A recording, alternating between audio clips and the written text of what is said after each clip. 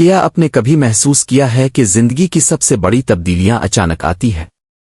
آج میں آپ کو ایک ایسی ہی کہانی سنانے جا رہا ہوں جو صرف ایک رات میں ہوئی لیکن جس نے ایک لڑکی کی پوری زندگی بدل کر رکھ دی۔ یہ کہانی ہے سارا کی، جو ایک عام سی لڑکی تھی لیکن ایک پراسرار رات نے اسے سبق سکھایا جو وہ کبھی نہیں بھولے گی۔ کیا آپ تیار ہیں اس ڈرامائی، جذباتی اور سبق آموز سفر کے لیے؟ تو پھر چلیں کہانی شروع کرتے ہیں۔ سارا ایک 14 سالہ لڑکی تھی جو اپنی ماں کے ساتھ ایک چھوٹے سے گاؤں میں رہتی تھی۔ اس کے والد کا انتقال اس کے بچپن میں ہی ہو گیا تھا اور اس کی ماں نے بڑی مشکل سے اس کی پرورش کی تھی۔ وہ ایک غریب گھرانے سے تعلق رکھتی تھی لیکن اس کی ماں نے ہمیشہ اسے پیار اور عزت سے پالا تھا۔ ایک سرد رات جب سارا کی ماں پڑوس میں کسی کام سے گئی ہوئی تھی، سارا گھر میں اکیلے بیٹھی اپنی کتابیں پڑھ رہی تھی۔ گھر میں خاموشی تھی، صرف دیوار گھڑی کی ٹک ٹک کی آواز سنائی دے رہی تھی۔ اچانک اس نے دروازے پر ہلکی سی دستک سنی۔ سارا نے سوچا کہ شاید ہوا کا جھونکا ہے، لیکن جب دستک دوبارہ ہوئی تو اس کا دل دھڑک اٹھا۔ وہ ڈرتے ڈرتے دروازے کے پاس گئی اور دروازہ کھول کر باہر دیکھا، لیکن وہاں کوئی نہیں تھا۔ سرد ہوا کے جھونکے نے اس کے جسم کو جھنجھوڑ دیا۔ وہ جلدی سے دروازہ بند کر کے واپس کمرے میں آ گئی، لیکن جب وہ اپنے کمرے میں داخل ہوئی تو اس نے دیکھا کہ اس کا پسندیدہ گڑیا جو اسے اس کے والد نے دیا تھا غائب تھا۔ سارا کا دل زور سے دھڑکا۔ وہ گڑیا اس کے لیے صرف ایک کھلونا نہیں تھی بلکہ اس کے والد کی یاد تھی۔ وہ گھبرا کر کمرے کے ہر کونے میں دیکھنے لگی لیکن گڑیا کہیں نہیں مل رہی تھی۔ سارا نے اپنی ماں کو فون کرنے کی کوشش کی لیکن فون کا نیٹ ورک نہیں مل رہا تھا۔ وہ پریشان ہو گئی۔ اچانک اس نے اپنے کمرے سے ایک آواز سنی، جیسے کوئی اس کے بستر کے نیچے ہو۔ اس کا دل زور زور سے دھڑکنے لگا۔ اس نے ہمت کر کے بستر اٹھا کر دیکھا اور وہاں اس کا چھوٹا بھائی علی تھا جو اسے ڈرانے کی کوشش کر رہا تھا۔ لیکن اصل حیرت کی بات یہ تھی کہ علی کے ہاتھ میں ایک خط تھا جس پر لکھا تھا، تمہاری ماں کو ہسپتال لے جایا گیا ہے، جلدی آؤ۔ سارا کا خون خشک ہو گیا۔ وہ فوراً اپنے بھائی کے ساتھ ہسپتال پہنچی، جہاں اسے پتا چلا کہ اس کی ماں کو دل کا دورہ پڑا تھا، لیکن ڈاکٹروں نے بروقت علاج کر کے اس کی جان بچا لی تھی۔ سارا نے اپنی ماں کو بستر پر لیٹے دیکھا تو اس کی آنکھوں سے آنسوؤں کی ندیاں بہہ نکلے۔ اس نے اپنی ماں کے ہاتھ تھام لیے اور دعا کی کہ وہ جلدی سے ٹھیک ہو جائے۔ اس رات سارا نے اپنی ماں کے بستر کے پاس ہی بیٹھ کر گزار دی۔ جب سارا کی ماں ہسپتال سے گھر واپس آئی تو سب کچھ معمول پر آنے لگا، لیکن ایک ہفتے بعد سارا کو اپنے گڑیا کے نیچے ایک پرانا خط ملا جس پر لکھا تھا، تمہارا مستقبل خطرے میں ہے۔ اصل حقیقت جاننے کے لیے جنگل کے اس جھونپڑے میں آؤ جہاں تمہارے والد نے آخری بار سانس لی تھی۔ سارا کا دل دھڑک اٹھا۔ کیا اس کے والد کی موت کے پیچھے کوئی راز تھا؟ کیا اس کی ماں نے کبھی اسے پورا سچ نہیں بتایا؟ اس نے اپنے بھائی علی کو خط دکھایا تو وہ بھی گھبرا گیا۔ یہ خط تو بالکل ابو کے ہاتھ کی لکھائی جیسا ہے، علی نے حیرت سے کہا۔ ادھر رات کے اندھیرے میں سارا اور علی خاموشی سے جنگل کی طرف نکلے۔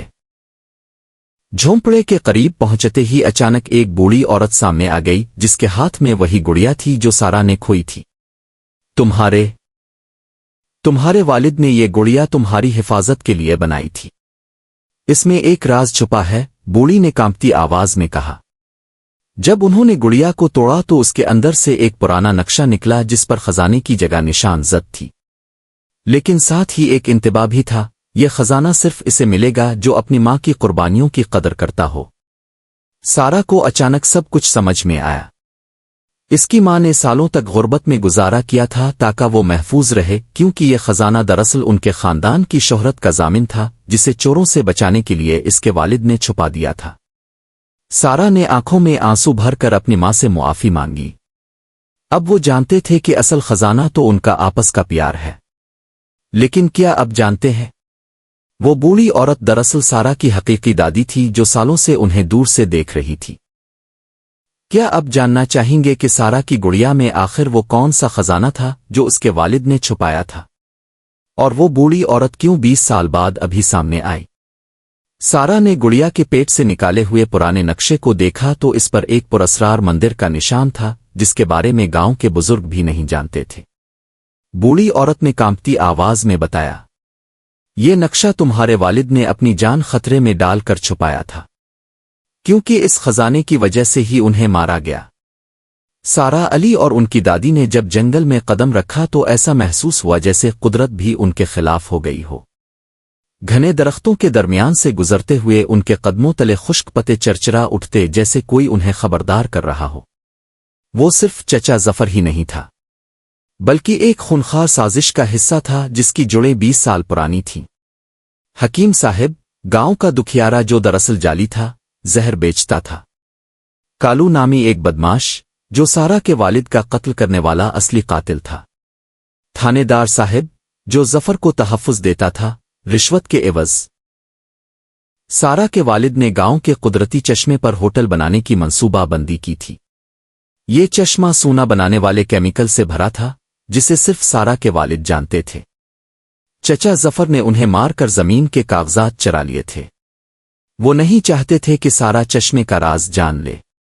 نقشے پر ایک خفیہ نشان تھا جو چشمے کی اصل جگہ بتاتا تھا۔ اگر سارا زندہ رہتی تو ان کا تمام دھندا خطرے میں پڑ جاتا۔ جب سارا نے مندر سے باہر نکل کر اپنی دادی کی طرف دیکھا تو وہ خون کے آنسو رو رہی تھی۔ اس نے بتایا، بیٹا، یہ کالو تمہارا اصل باپ ہے۔ تمہارے والد نے تمہیں بچپن میں اس سے چھین لیا تھا کیونکہ کالو دراصل سارا کا جنم دینے والا باپ تھا۔ سارا کے پالنے والے والد نے اسے بچپن میں چھین لیا تھا۔ وجہ، کالو اپنی ہی بیٹی سارا سے شادی کرنا چاہتا تھا۔ چچا ظفر دراصل کالو کا حقیقی بیٹا تھا، یعنی وہ سارا کا سگا بھائی تھا۔ یہ دونوں خون کے پیاسے تھے۔ جب پولیس نے مندر کے گڑھے سے لاش نکالی تو اس کے ہاتھ میں سارا کی بچپن کی تصویر تھی۔ جیب سے شادی کا خط ملا جس پر سارا کا نام تھا۔ ماتھے پر خون سے لکھا تھا، میں نے غلطی کر دی۔ نیا سبق، خون کے رشتے ہمیشہ مقدس نہیں ہوتے۔ جو پیار کرے وہی حقیقی رشتہ ہے۔